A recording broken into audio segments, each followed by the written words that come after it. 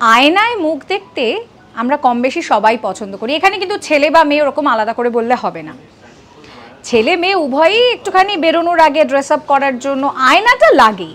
তো এই আয়নার কনসেপ্টটা একটা সময় ছিল না, আয়নার কনসেপ্টটা এসেছে 1835 সালে। তার আগে মানুষ কি করতো না, তার আগে মানুষ জলে নিজের মুখ দেখতো, কিন্তু সেখানে যে প্রতিচ্ছবি দেখা যেত সেটা স্পষ্ট নয়, জলটা যখন নড়ছে তখন ছবিটাও নড়তো, সেখানে সাজ পোশাক করা সেটাও সম্ভব নয়।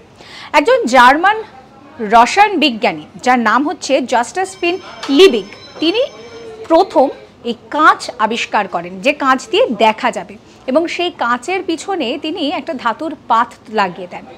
এইবার চলে এলো সেই আয়না। এই আয়না আসার পর সেই আয়না কিন্তু সেই সময় যে সকলে ব্যবহার করতে পারতো তা কিন্তু নয়, একেবারে যারা খুব বড়লোক শ্রেণীর মানুষ তারা আয়না ব্যবহার করতেন, এবং তাদের আয়নার পিছন দিকে একদম সুন্দর করে ধাতব জিনিসপত্র দিয়ে পাত তৈরি করা থাকতো। তো এবার আয়নার সামনে দাঁড়ালে এই কথাটা নিশ্চয়ই মনে পড়বে। এরকম সমস্ত কন্টেন্টের জন্য সাবস্ক্রাইব করতে ভুলবেন না আজ তাক বাংলার ইউটিউব চ্যানেলকে।